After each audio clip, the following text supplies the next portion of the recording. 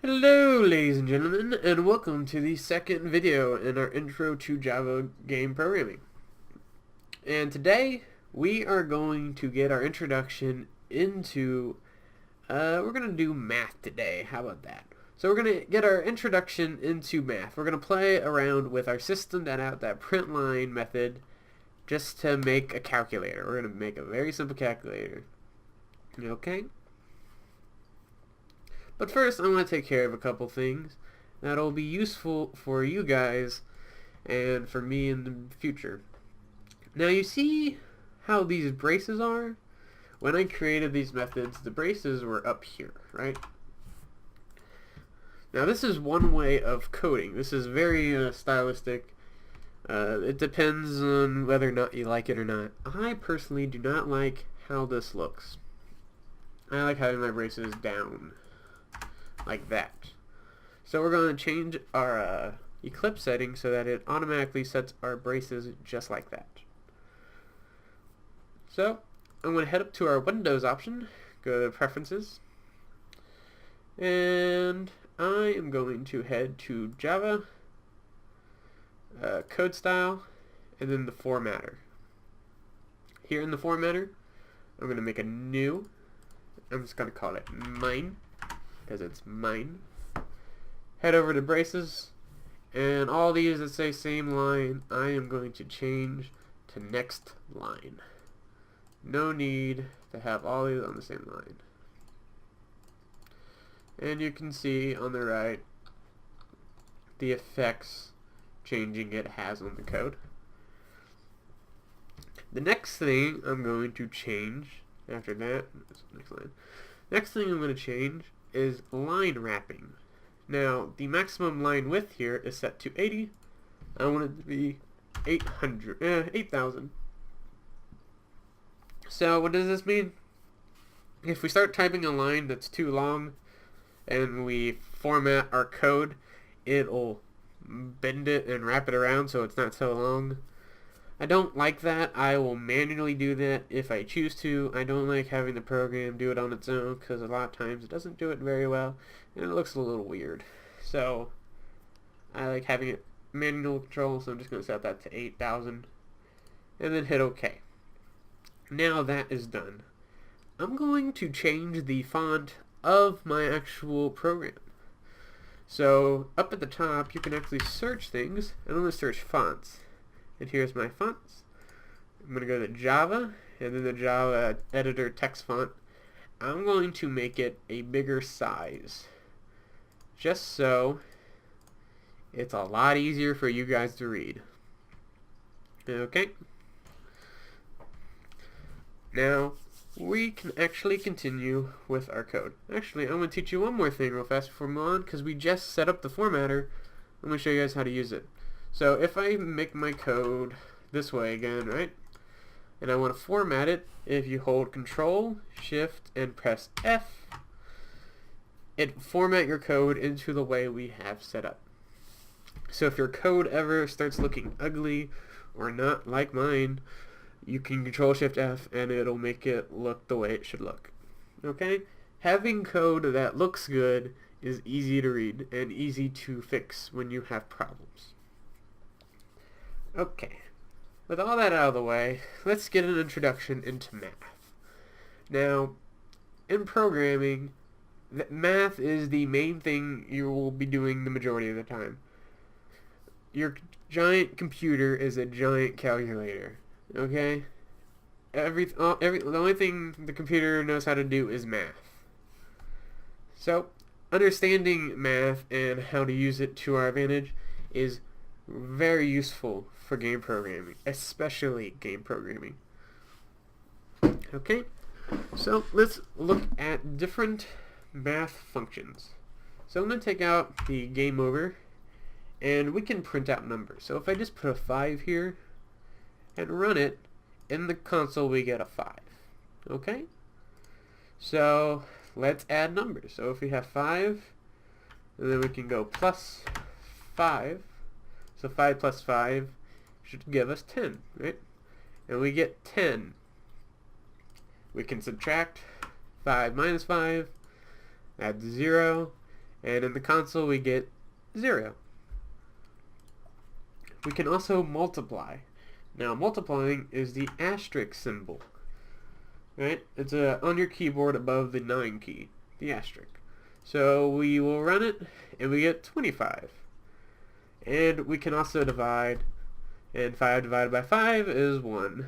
So if we run it, we get 1. Simple enough, right? Now let's change your numbers around a little bit here. I'm going to say 5 divided by 9. I can't tell you what 5 divided by 9 is offhand, but if I run it, our computer says it's 0. Now I know for a fact 5 divided by 9 is not 0. Now what is the problem here? Well, our problem is these numbers are whole numbers, right? We're dividing a whole number by a whole number. In result, we're going to get a whole number. Now, in order to get a decimal, we need a floating point number. Okay? So, for now, we're just going to put a .0 after them. So by putting the .0, we're going to tell it, hey, we want decimals. Right? And so now we can run it, and we get 0.5 repeating all the way. Now this repeats for infinity, but your computer only holds on to a certain number of significant figures.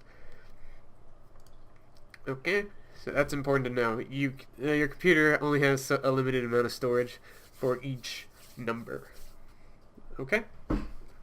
Now, you don't have to have both of them with a point 0 at the end. We can just run it as 5.0 and divide it by 9, and we still get the same result. The main problem comes in when you have two whole numbers being divided. You won't get the proper response. It's the same thing if you were to multiply. I'm not sure how you multiply to get a decimal from whole numbers anyways, but you get the point. If you want decimals, you need a number that has a decimal already in it. Now, there is another operator that I haven't talked about, and that is the mod operator, which is a percent sign. Now, I would have no idea what this would mean if I just looked at it, but it's been chosen as the sign for the remainder of, right? So if I run it, we get 5, okay? So so if we take 9 and we divide it by 5, we would have 4 remaining, right? If we take 5 and divide it by 9, we have 5 remaining. So by taking 5, dividing it by 9, and taking the remainder, we have 5. If we take 9 and divide it by 5, we have a remainder of 4. The mod operator is not as useful for... I've only ever used it in game programming aspects. I've never really found the need for it in other aspects. But if you need to divide numbers together and figure out what is the remainder, that is how you do it. You use the handy dandy mod operator. So we have all of our operations out of the way. We have plus, subtract, multiply, divide, and mod. Now I am going to show you a very useful utilities that we can make use of. So we're going to get rid of this, and I'm going to say maths, right? Complete, capital M, math. Hang on. There we go. Sorry about that. So math, no S, because this isn't British. So math dot, and here we get a ton of mathematical functions for us to use, right? With these functions, we have access to cosine, tan, e, pi, sine, square root. You can put something to the power of, you can get the absolute, you can generate a random number. This is a very useful thing to know of. So if we say cosine, so math.cosine, right? Inside of this parenthesis here, I'm going to put 50. So we're going to figure out what the cosine of 50 is. Right? And there's your answer. The important thing to note though is Java is already in radians. The cosine, sine, and tangent and all that are tan. They will all return a radian. You have to make it into degrees, right? Which of course is already in the math class as a 2-degree function or a 2 radians function for if you need to swap them. Okay? So you can explore, you can do your math homework with your handy dandy calculator here, your giant expensive calculator. Alrighty, so I think that's going to do it for this video. Comment, rate, subscribe, and thanks for watching.